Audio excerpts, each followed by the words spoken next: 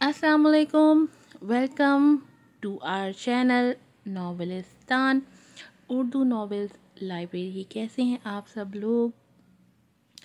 आप सब लोग जानते हैं जैसे कि हम हमेशा आपके लिए लेकर आते हैं बहुत ही अच्छे अच्छे डिफरेंट टॉपिक्स पे और बहुत ही अच्छी स्टोरी वाले नॉवेल्स। तो आज भी मैं आपके लिए लेकर आई हूँ आपका मोस्ट फेवरेट नॉवेल दहकता सहरा की न्यू एपिसोड।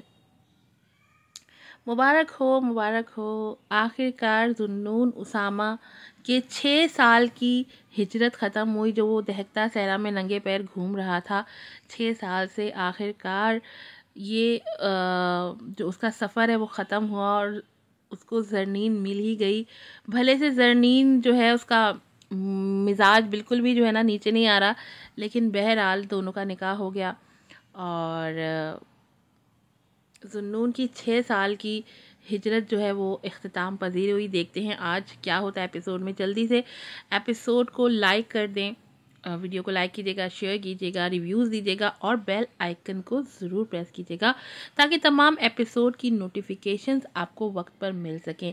नॉवेल है दहकता सहरा, राइटर हैं सारा। एपिसोड नंबर है 31।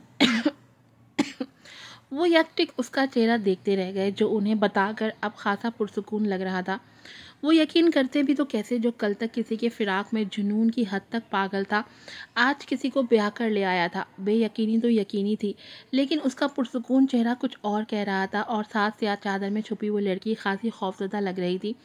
ये क्या कह रहे हैं आप? सबसे पहले होश में आते असरा बेगम ने इस्तफसार किया। जो भी कह रहा हूँ सच है, ये मिसेस जुन्नून है, जरनीन जुबैल, आपकी बहू।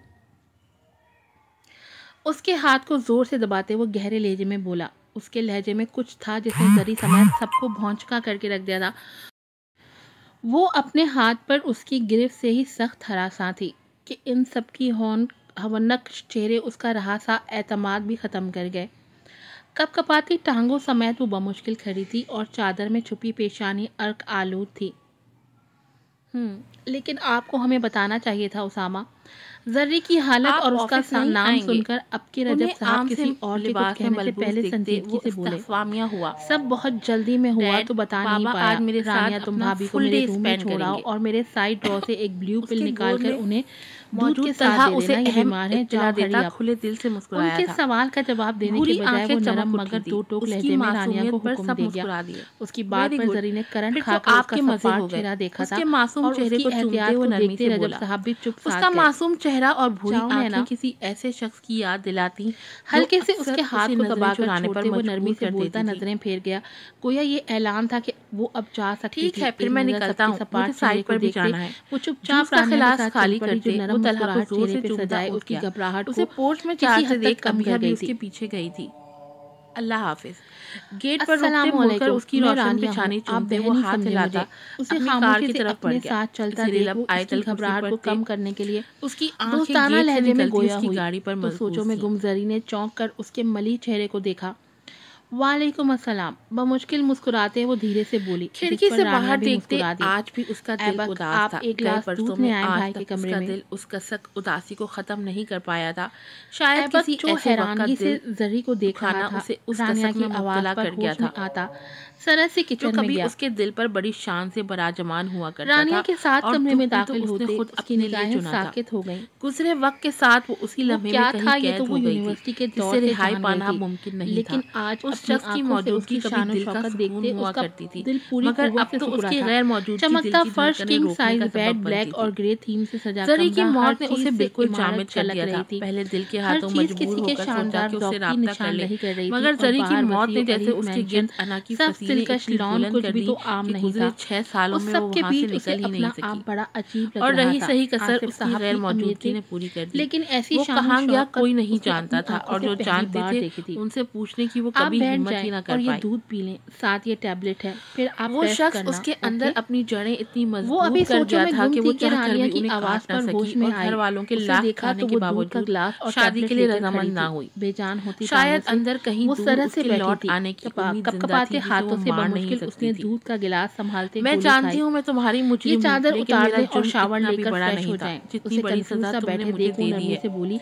फराए लहजे में बोलते छोड़ गया, आंसू पलकों की झिझक के ख्याल से रफ्तारों पर बहते चले गए, मगर दिल का दर्द सुनने वाला ना जाने पसीना साफ करते उसने झुककर ग्लास टेबल पर रखा और खुद से शॉल उतारी, हाथ बढ़ाकर जूते उतारे। तब तक वो आसमानी रंग का जोड़ा निकाल लाई थी। बहुत शुक्रिया। खुद से दूर सूट लेते वो मुश्किल बोल पाई। इंतजार में उसकी मुस्कुरा फेरी, आप रेस्ट करें, मैं चलती हूं, छोड़ कर गया था। नरमी से मुस्कुराते उसने दरवाजे की तरफ इशारा किया। वो वेल डेकोरेटेड कमरे में वॉशरूम की तरफ बैठा वजूद किसी गहरी सोच में गुम लगता था। सफेद शर्ट और सियाह दाढ़ीदार टाई पहने वो शानदार याद करके नरमी से मुस्कुराई और धीरे से बुड़बुड़ाते बाहर निकल गई। तो जाहिरी तौर पर उसे निखार दिया था। सिवाय आंखों में मौजूद हुज़्न के वो कितनी ही निगाहों का मरकज था, और जो उसकी मरकज से निकाली उसे बिछड़े तो बरसों बीत गए थे। उन दोनों से नजरें हटाकर एक भी दिन ऐसा नहीं था कि उसे याद न आई। दुनिया की रंगीनियां से बहला नहीं पाई थी। बैठ जाए मॉम, लब हंसना भूल गए थे। सीने में एक आग की हैरान नजरें खुद जलाकर खाक कर देने की दरपेटी। वो नरमी से और रिहाई वो शायद अब मुमकिन नहीं थी। वो लम्हा आज भी उसे याद था जब वो उसे बेएतबार करके मिनटों में चली गई थी और एक दूसरे को एक नजर देखते वो बैठ गए। भी ज्यादा जानलेवा आपके इस खुद से देखे बिना तो जान सकती हूँ मैं, और अब कहाँ उसे ना देखे दिन भी। रजब साहब के कुछ कहने से पहले असरा बेगम नरूठे कॉफी से उठती भाप गोया उन आंखों को नमी बस सर झुकाकर रोना जानती ही नहीं थी। सांस गोया सीने में फंसी हुई थी। बरसों की तलाश के बाद मंजिल मिली है। वक्त गुजरता चला जा रहा है और आज अजीब से लहजे में बोलता वो उन दोनों को उलझा गया। क्या मतलब है आपका? उसके चेहरे पर खलाओं में घूरते उसके लब बेआवाज़ हुए थे। कमरा खामोशी से मतलब तो कुछ नहीं चाचू, जैसे वो भी है कि जिस तलाश ने मुझे दहकते सहरा की गहरा सांस लेके वो खुद तमाम पर काबू पाते वो उठकर बाहर की तरफ मिल गई है। उसकी खला में किसी गैर मरई नुक्ते पर नजरें जमाए वो खोए खोए कराची की लहजे में बोलता उन दोनों को बहुत कुछ समझा गया। सोचों में गुम सारा रास्ता उसकी सियाह आंखों में बरसों बाद जिंदगी की रमक जागी ना। उसने कुछ कहने की हिम्मत रोशन कर दिया था, यानी वो जिंदा थी। कुछ खाओगी? बाहर मौजूद रेस्टोरेंट को उसके चेहरे को गौर से देखते उन्होंने उसकी जानिब जाया नहीं खामोशी पाकर वो लब बेगम उसके चेहरे पर नजरें जमाए साकित थी। ऐसा हो सकता था?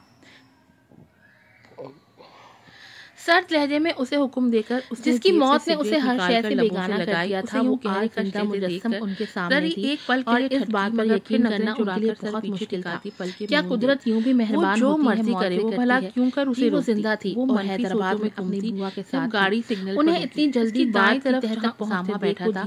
एक और गाड़ी आकर रुकी, मालूमात मौजूद चादर हवा की दोष पर सरकी और दाएं तरफ मौजूद नफ्स पर बिजलियां गिरा गई। बात सुनकर रजब साहब गहरा सांस लेते मुस्कुरा दिया। फिर तो मुबारक हो यंग मैन। भैया ठीक है, कुदरत तुम्हारे दर्द से बेखबर नहीं थी। साइड पर जा रहा था, लेट वो रब रहम ना करता। सीट से लगाए रिलैक्स अब बोल रहा था कि निगाह जानदार अंदाज में मुस्कुराते वो खुशी से बोले तो बात करना भूल गया, सेल मुस्कुरा दिया। तफसील बताना फजूल था। वो मर जाता लेकिन यकीन ना करता कि गुजारी हाथों से आप खुश नहीं है मॉम? उन्हें हुनूस चुप बैठा देखकर वो हैरत से बोला मैं खुश हूं, लेकिन निगाह के सामने का मंजर और इतना ही हैरान हूं कि तुम्हारी मोहब्बत में कितना बैठा मर्द और अल्लाह को तुमसे कितनी मोहब्बत है जो तुम्हारे इंतजार को कब वो गाड़ी वहां से गई वो नहीं जानता। रात से बोलती हूँ उसके लबों पर सच्ची मुस्कुराहट गाड़ियों के हॉर्न बजे। बाएं तरफ देखा तो गाड़ी गायब थी। कांस्टेबल ने शीशा से लब खींचकर उसे मुतवज्जा किया था, वरना दिल की दुनिया पल में बदली। साइड पर लगा गया में तूफान चलाते उसके हाथ वाजे कांप रहे थे मेरी स्टडी और जहन बहुत सी सोचों की आमाज का बना हुआ था। आंखों के सामने बार-बार वो मंजर घूम रहा था जिसपर उसका दिल यकीन करने को तैयार ना था और दिमाग छुटला। तभी राह फरार इख्तियार करते वो अंदर की जानिब बढ़ गया क्योंकि रुकना मुहाल था। वो तीनों लॉन में बैठे चाय पी रहे थे जब गेट पर हॉर्न बजा। करके लगता है भाई आए हैं। उसकी गाड़ी का हॉर्न पहचानते सबसे पहले रानिया चौंकी। उसकी एक्साइटमेंट देखते वो दोनों बेसाख्ता सेलफोन हाथ में घुमाते उसकी पुरसोच निगाहें सामने दीवार पर मरकूज थी। आज वो कुछ उसकी बसारत जाकर प्रिंस के लिए फ्रेश जूस लेकर आई कर दिया था। पास खड़े ऐसा कैसे हो सकता है? कैसे? तब तक गाड़ी पोर्च में आकर रुक गई था। लॉन से लेकिन जरी का चेहरा भी तो नहीं दिखा था उन्हें जा सकता है। मगर वो चीजें जो बॉडी के पास से बख्श उतरा और उसकी व्हीलचेयर निकाल कर उसके दिमाग की नसें फूल रही थी, लेकिन जवाब नहीं मिल रहा था। और अगर ऐसा था भी दिल में कसक सी उठी थी उसकी। इतने साल गुजर जाने के क्या बात है वकास, उसका व्हीलचेयर पर बैठना तरह सोचों में नम कर देता था।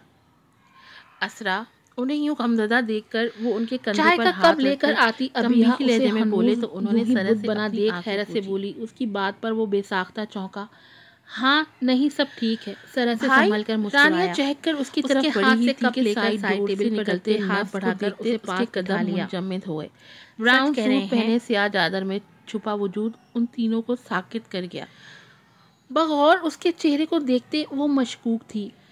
अस्सा बेगम सुनती उसे देखती रह गई, जो बड़े इस्तेकाब से उसका हाथ थामे उनकी तरफ बढ़ा था। कौन थी वो? बेसाख्ता कान की लोगों तक सुर तीनों के जहन में उभरा था। तुम फिक्र मत करो। जुन्नून पुरशौक पास आते ही रजब साहब हैरानगी से बोले, उसके गिरते सर झुकाए निस्वानी वजूद पर पनाहों में समेट गया। ये मेरी बीवी और आपकी बहू है माँ। तुमसे कुछ पूछना था। थोड़ी उसके सर पर रखते हुए नरमी से बोला तो वो मुस्कुरा दी। जानती थी कि कुछ था जो उसे उलझा रहा था। बड़े आराम से उनके सर पे बम गिराता उन्हें साकित कर गया। वो फटी फटी नजरों से उसे देखते रह गए, जो दिलकशी से मुस्कुरा रहा था। उसकी धड़कनें सुनते वो मध्यम लहजे में बोली, ज़री की मौत, I mean, तुम्हें कैसा लगा आप लोगों को सरप्राइज?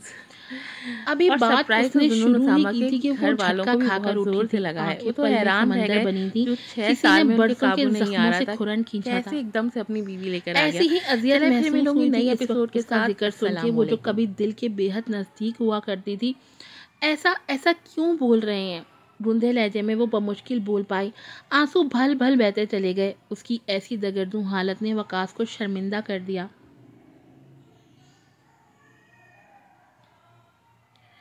बिया, मैं दरअसल वैसे ही पूछ रहा था। प्लीज़ तुम रिलैक्स हो जाओ। आई एम सॉरी जानम, प्लीज़ चुप हो जाओ।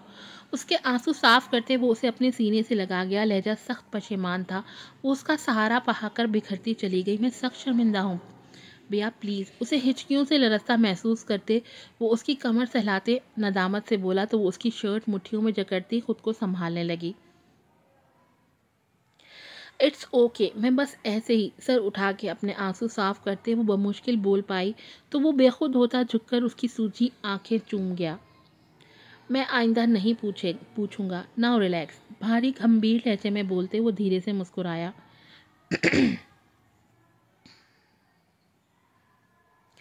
मुझे यकीन है वकास वो आप ही थी। चेहरा तो नहीं देखा मैंने उनका, और ना ही उन्हें गुस्ल दिया गया। हॉस्पिटल वालों ने गुस्ल देकर बॉडी डिस्चार्ज की थी। वो ताबूत में बंद थी। फटते दिल समेत वो धीरे से बोलती चली गई। उस वक्त को याद करना गोया दोधारी तलवार पर बरहना पार चलने के मुतरादिफ था। कुछ ऐसी ही अजियत वो इस वक्त महसूस कर रही थी। It's okay. उसका सर अपने सीने पर रखते वो बदहम लहजे में बोला। आंखों में किसी गहरी सोच की परछाइयाँ थीं और दिल बेयकीन था। ज़री जिंदा थी या नहीं ये तो अब उस हॉस्पिटल से ही पता चल सकता था जहां एक्सीडेंट के बाद उसे ले जाया गया था, और वकास अहमद वहां जाने के लिए ख़ुद को तैयार कर चुका था। इस रात से पर्दा उठना अब नागुज़ीर था। कैसी लगी आपको आज की एपिसोड? मैं आपको बता दूं कि इसकी बस 2-3 एपिसोड रह गई हैं। कल यानी संडे के दिन रात 9 बजे इसकी फ़ाइनल एपिसोड आएगी। तो जो 2-3 एपिसोड बची हैं वो मैं आज और कल सुबह में पूरी कर दूंगी। तो कल इसकी मेगा एपिसोड आएगी रात 9 बजे। फिर मिलूंगी आपसे नई एपिसोड के साथ। अस्सलाम वालेकुम।